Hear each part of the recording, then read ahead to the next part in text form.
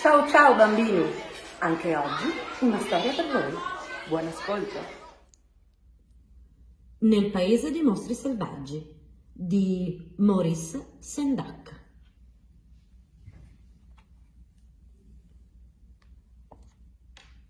Quella sera Max si mise il costume da lupo e ne combinò di tutti i colori.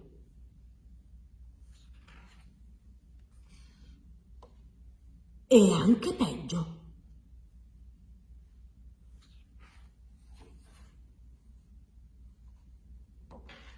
La mamma gli gridò: "Mostro selvaggio!"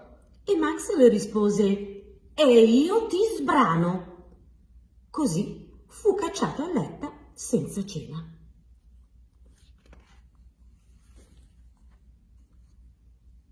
Nella camera di Max quella sera una foresta crebbe.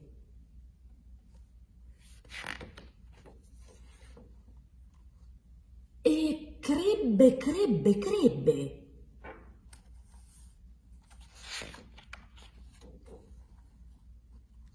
Crebbe fino al soffitto, ormai fatto di rami e foglie, eppure le pareti si trasformarono in foresta.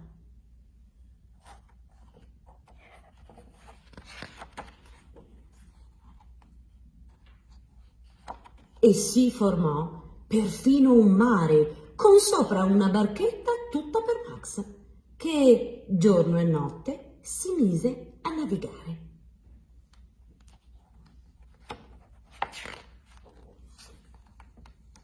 E navigò in lungo e in largo per mesi e mesi e infine, dopo un anno o poco più, giunse nel paese dei mostri selvaggi. E appena arrivato nel paese dove abitano i mostri selvaggi, quelli ruggirono terribilmente, digrignarono terribilmente i denti, rotearono tremendamente gli occhi e mostrarono gli artigli orrendi. Fino a che Max gridò "Accuccia!" e li domò con il trucco magico di fissarli negli occhi gialli senza batter ciglio. E quelli ebbero paura e proclamarono che lui era più mostro selvaggio di tutti.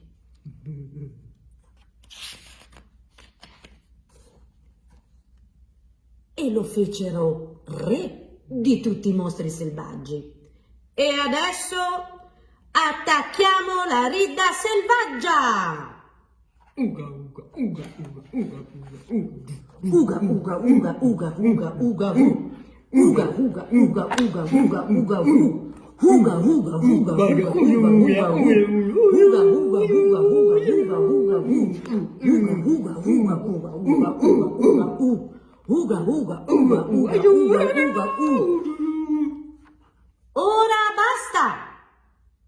Disse Max e cacciò i mostri selvaggi a letto senza cena. E Max, il re di tutti i mostri selvaggi, si sentì solo e desiderò di essere in un posto dove c'era qualcuno che lo amava più di ogni altra cosa al mondo. Fu allora che odorò tutto intorno un profumo di cose buone da mangiare che arrivava da molto lontano. Così rinunciò ad essere re del paese dei mostri selvaggi. Ma i mostri selvaggi gridarono: "Oh, non andartene! Noi ti vogliamo mangiare! Così tanto ti amiamo!" Max rispose: "No." E i mostri selvaggi ruggirono terribilmente, digrignarono terribilmente i denti, rotearono tremendamente gli occhi e mostrarono gli artigli orrendi. E Max saltò nella sua barchetta e agitò la mano in segno di saluto.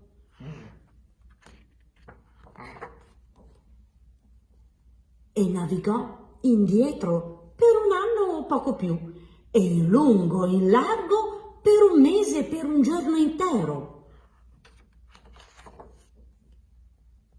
finché tornò a quella sera nella sua stanzetta, dove trovò la cena ad aspettarlo.